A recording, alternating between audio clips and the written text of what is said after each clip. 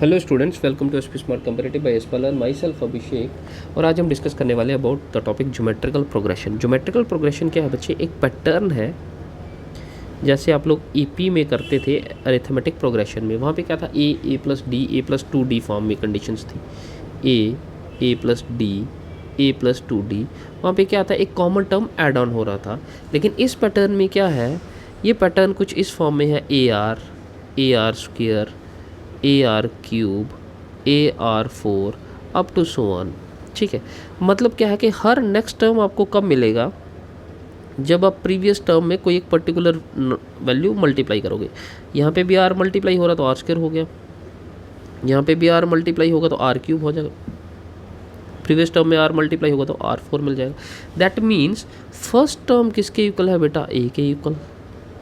Second term किसके equal है? ए r. Third term किसके इक्वल है बच्चे? A are square. Fourth term किसके इक्वल है बेटा? A r cube. Fifth term किसके इक्वल है? A R raise to power 4। That means अगर मैं फोर्थ टर्म को लिखूं तो A R raise to power 5-1 लिखा जा सकता है, A R raise to power 4-1 लिखा जा सकता है, A R raise to power 3-1 लिखा जा सकता है, A R raise to power 2-1 and a are raise to power, इसको 1-1 0, एनीथिंग रेज टू पावर 0 1। तो इसी कॉन्टेक्स्ट में अगर मैं कहूँ तो मैं nth टर्म को लिख सकता हूँ A are raise to power n-1। तो ज्योमेट्रिकल प्रोग्रेशन में जो nth टर्म है, nth टर्म किसके इक्वल है बेटा? ए एन किसके इक्वल है? A R raise to power n-1। ठीक है, जिसमें ए क्या है बेटा? आपके पास फर्स्ट टर्म है और आर आपके पास है कॉमन रेशो, या आप इसको कह सकते हो कॉमन मल्टीपल। वो हर एक टर्म के साथ मल्टीप्लाई हो रहा है। और कॉमन रेशो फाइंड आउट करने का तरीका क्या है? कॉमन रेशो फाइंड आउट करने का तरीका क्या है? दैट इज आर किसके इक्वल है? आप कोई भी दो कॉन्जिक्यूटिव टर्म्स को फाइंड आउट कर सकते हैं रेशो। A2 किसके इक्वल है? This is first term, this is second, third, fourth, fifth. Second term क्या है? ए आर, और फर्स्ट टर्म है ए और ए को कैंसिल करोगे तो आर। अब थर्ड टर्म और सेकंड टर्म का रेशो निकाल लीजिए। थर्ड टर्म क्या है? ए आर स्क्वायर, और सेकंड टर्म क्या है? A R. तो इनको करेंगे ए और ए कैंसिल, आर। फोर्थ टर्म और थर्ड टर्म का रेशो निकाल लीजिए। फोर्थ टर्म क्या है? ए आर क्यूब, और ये आ गया ए आर स्क्वायर, ए और ए कैंसिल, आर स्क्वायर, आर आ गया। तो कॉमन रेशो हर केस में क्या है बच्चे? सेम। एक वैल्यू आ रही है, आप लोग रेशो फाइंड आउट कर रहे हैं कॉन्जिक्यूटिव टर्म्स का, तो आपके पास एक सिंगल वैल्यू आ रही है जो हर रेशो में सेम है। उस कंडीशन को हम लोग कहते हैं कॉमन रेशो। तो आपको कोई भी टर्म फाइंड आउट करनी है, आपको दो ही चीज़ें चाहिए, एक बेटा ए और एक चाहिए कॉमन रेशो। क्लियर है बच्चा? ठीक है।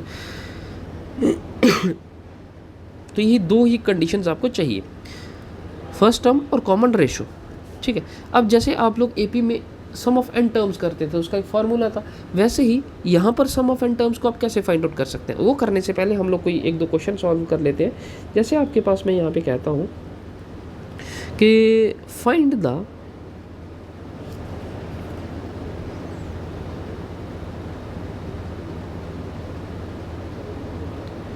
nth term of GP. Find the nth and 10th term of the GP 5, 25, 125 up to so on. वो जो सम ऑफ एन टर्म्स है हम उसको नेक्स्ट वीडियो में करेंगे। तो ये जीपी है आपके पास। तो फर्स्ट टर्म किसके इक्वल है बेटा? 5 के। सेकेंड टर्म किसके इक्वल है? 25 के। थर्ड टर्म किसके इक्वल है बेटा? 120। तो यहाँ पे जीपी, इसको आपको वेरीफाई करने की ज़रूरत नहीं है क्योंकि आपको जीपी गिवन है। तो रेशो किसके इक्वल आ जाएगा? A2/A1 which is 25/5। तो वैल्यू आ गया 5। फर्स्ट टर्म ये है। तो 10th टर्म किसके इक्वल आ जाएगी? A are raise to power 9 आ जाएगा, क्योंकि जनरल टर्म क्या है? nth टर्म क्या है? nth टर्म है A R raise to power n-1। तो 10-1 9। तो A is your 5, ratio is also your 5 9। तो basis are same, powers are added, तो ये आ जाएगा 5 रेज टू पावर 10। तो 10th टर्म क्या आ जाएगा? 5 रेज टू पावर 10। तो सिमिलरली nth टर्म क्या होगा बेटा?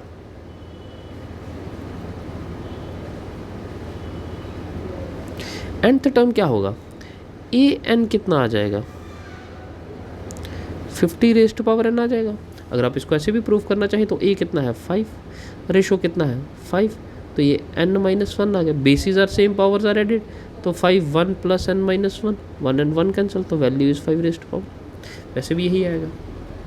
ठीक, नेक्स्ट इसके बाद एक और क्वेश्चन देख लेते हैं। क्वेश्चन है बेटा, विच term of the GP is this, which term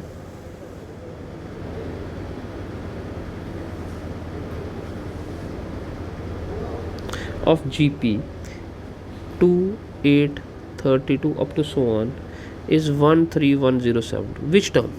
तो GP आपको गिवन है, A1 कितना है 2, A2 कितना है 8, A3 कितना है 32, तो रेशो आपको निकालना है, तो रेशो क्या आएगा A2 upon A1 which is 8 upon 2 equals to 4। तो which term of the GP is this, ये कौन से नंबर का टर्म है, तो इसको अगर आप nth टर्म कंसीडर करते हैं तो 1311072 हो जाएगा। nth टर्म किसके इक्वल है, A R raise to power n-1, 1311072 हो जाएगा। ए कितना है बच्चे 2, रेशो कितना है 4,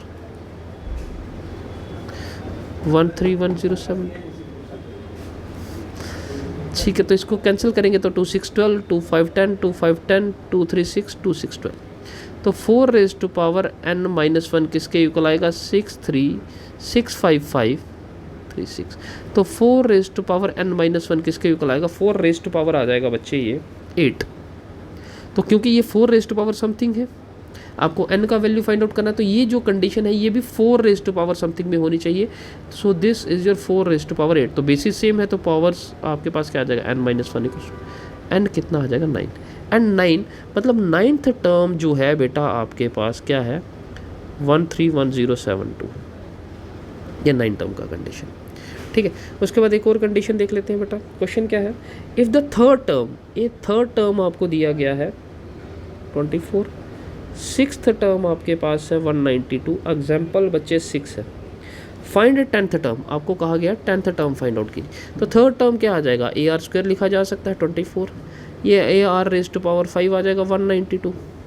तो इसको अगर आप फर्स्ट रखते हैं, इसको आप सेकंड रखते हैं, तो डिवाइड कर लीजिए सेकंड को फर्स्ट के साथ, तो A R raise to power 5 upon A are square किसके इक्वल आएगा 192 अपॉन 24 आ जाएगा, ए और ए कैंसिल, तो ये इसको कैंसिल करेंगे तो आर क्यूब कितना रह जाएगा 8, 8 किसके इक्वल आ जाएगा 2 क्यूब आ जाएगा। तो ये सिंपलाइज कॉमन रेशो किसके इक्वल आ गया बेटा 2 के इक्वल आ गया, कॉमन रेशो किसके इक्वल आ गया 2।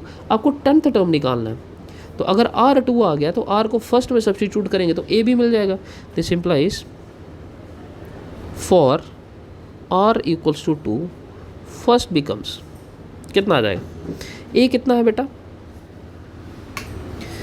ए आर कितना है 2 स्क्वायर इक्वल्स टू 24, 2 स्क्वायर 4 4 6 24, तो ए आ गया बच्चे 6, ए 6 आ गया और 2 आ गया, तो दिस इंप्लाइज 10th टर्म किसके इक्वल आ जाएगी, A 10 equals to A are raise to power 9, A कितना है बच्चे 6, आर कितना है 2, तो 2 रेज टू पावर 9, इसको सिंप्लीफाई कर लीजिए आपका 10th टर्म आ जाएगा। तो this is how this question gonna work. तो आज के लिए इतना रखते हैं, इनको प्रैक्टिस कीजिए, बाकी नेक्स्ट वीडियो में हम सम ऑफ n टर्म्स पे बात करेंगे। चलिए, thank you for the class.